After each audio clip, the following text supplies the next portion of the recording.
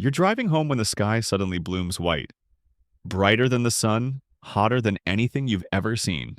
Instinct screams before logic, but you duck, slam the brakes, heart pounding like thunder inside a paper-thin shell of flesh. The flash lasts less than a second, but it burns itself into your retinas like a god's fingerprint. You realize what it is. Not lightning, not fireworks, That's a nuclear but the birth of a explosion! nuclear blast somewhere beyond the horizon. Within milliseconds, the shockwave races outward faster than sound, flattening forests, buildings, and anyone still standing to stare. You have 2 seconds, maybe 3, before the pressure wave reaches you and tears glass into knives. You throw yourself behind the nearest concrete barrier, arms overhead as the world detonates around you. Windows explode, metal screams, dust fills your lungs, and for a heartbeat, everything becomes white noise and chaos. Then silence returns, eerie and wrong, Quiet? broken only by car alarms wailing across a dying cityscape. You rise shakily, ears ringing, body trembling, the air thick with burnt plastic, ozone, and disbelief. You survive the initial blast, but this is only the beginning. No, it's The not real over killer yet. is yet to come. It's Fallout, invisible, from the sky? drifting, deadly dust, begins its slow descent, turning the air into a weapon. Each particle is a fragment of ground sucked skyward They're and made glowing. radioactive, glowing only in silence. Researchers estimate that after 10 detonation, minutes. lethal fallout That's all can it reach takes. ground level within 10 to 15 minutes, depending on wind speed. You look up and see ash-gray snow swirling. This Not snow isn't at all, snow. but microscopic It's poison poison. falling from the heavens. The wrong move now isn't Every pain, breath it's is death death. delayed, disguised as breathing. People run screaming toward the go that blast way. zone, desperate to find loved ones, unaware that every breath shortens their hours. You want to run too, Don't move. to drive, Not yet. to flee. But the smartest survivors don't move yet. Field data from Hiroshima survivors showed that those who stayed sheltered for Stay hidden, 24 hours like they did in doubled their Hiroshima. survival chances. There, You take one that last building. breath of contaminated air and sprint toward a single hope. Any structure still standing. You stumble into a half-collapsed parking garage, the concrete pillars cracked, Still but still standing, holding, thank God. shadows thick as nightfall. Your watch is gone, your phone useless. But every second now is Time's radioactive radioactive now, currency, And I'm and you're broke. already in debt.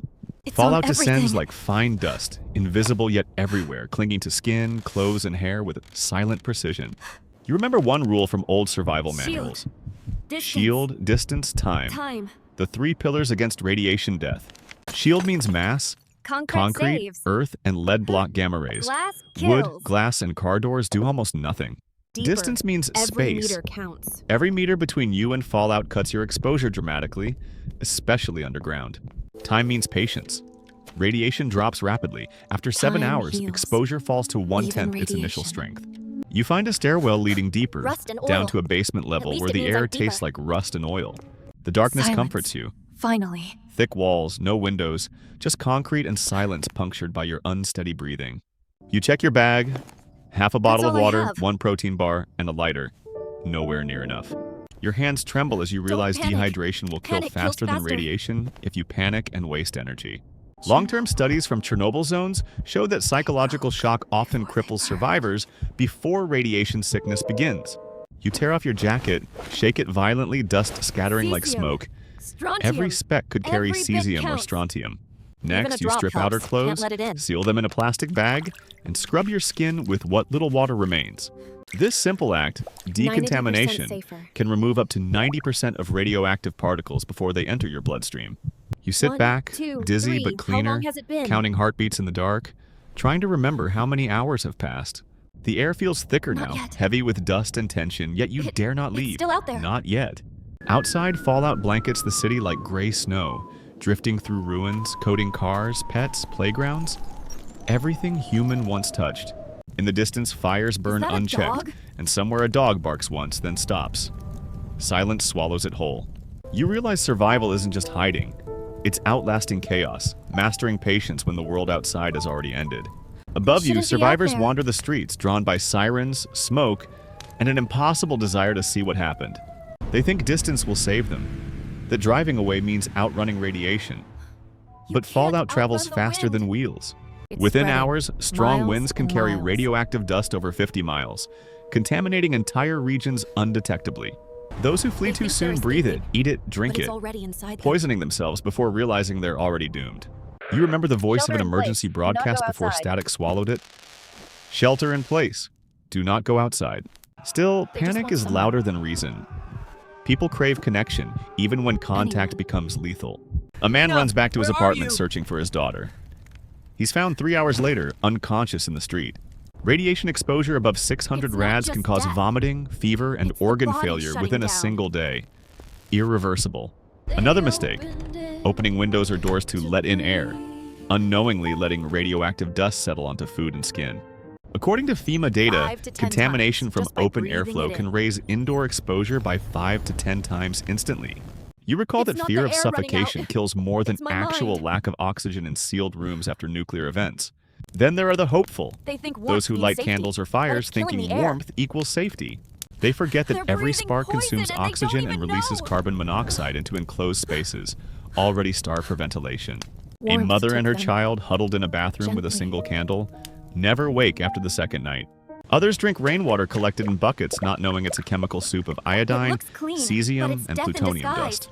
Studies from the Nevada test site showed fallout-contaminated rain reached dangerous levels even hundreds of miles from detonation. The human brain resists waiting. We are built to act, even when action kills us faster than stillness.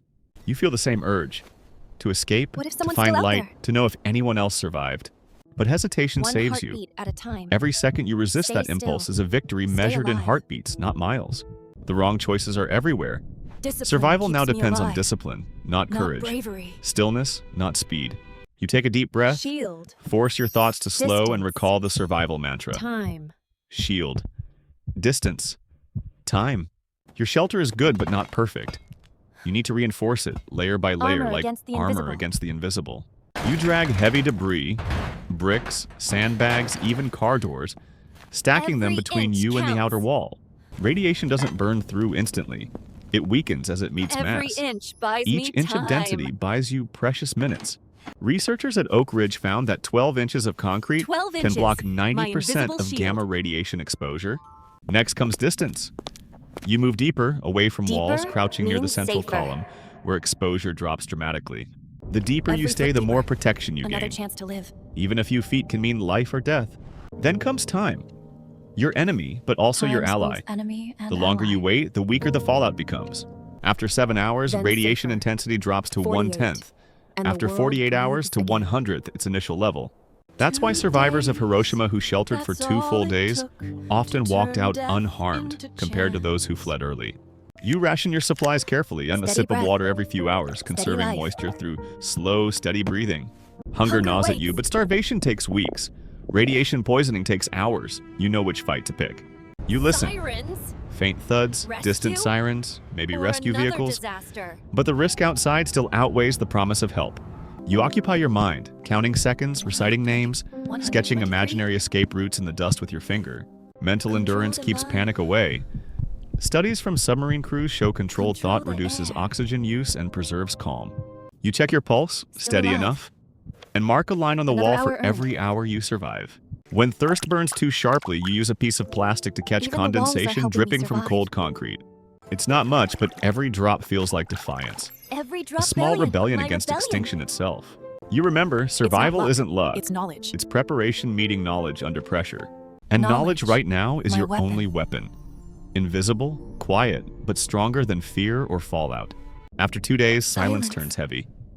No explosions, no sirens, just the steady hum of your heartbeat and dripping water. You decide it's time. Radiation outside has dropped to safer levels, but safe is now a relative term. You wrap your face with cloth, cover your skin, and step carefully into a world powdered with gray dust. The sky glows amber, sun filtered through a haze of radioactive ash and drifting smoke from countless fires. Streets that once pulsed with traffic now look fossilized. Melted cars, scorched trees, and shadows burned onto walls. You walk slowly, avoiding puddles. Runoff concentrates radioactive isotopes like iodine-131 and cesium-137. Invisible death in liquid form. Studies from the Marshall Islands revealed that contaminated soil can remain hazardous for decades, even after rain cleans the surface. Your Geiger counter, scavenged from a wrecked vehicle, clicks nervously, a mechanical heartbeat marking unseen danger. You keep moving between buildings, using walls as cover, eyes scanning for other survivors, micro their remains. Then you see them, a small group waving from a collapsed grocery store, faces wrapped, movements slow but alive. They've built a crude They filter. made this. Charcoal, From sand, nothing. and cloth stacked in a barrel, purifying water drop by drop. According to field manuals, such improvised filters remove up to 95% clean. 95% of That's radioactive science dust fighting back. when constructed correctly. You Seal share tight. knowledge, Air trade is life supplies, now. and together build a stronger shelter, sealing windows with tape and wet towels. Cooperation, you realize, is the final key. No one survives a fallout alone for long. Over the next days, you take turns collecting supplies, moving cautiously at dawn when winds are calmest. Life becomes Discipline ritual. keeps chaos Measure out. radiation, purify water, eat little, sleep lightly, plan constantly. Long-term studies show that even low-level exposure increases cancer risk, but survivors adapt. Biology fights quietly to heal. Each sunrise looks alien but also sacred. Proof that even after humanity's worst weapon, life still insists on continuing. You stand on a rooftop, mask pulled aside, breathing filtered air, watching the horizon blush faintly with new light. The question echoes in your mind, and across the screen to every viewer. So, would you So, survive the fallout? Would you survive the fallout?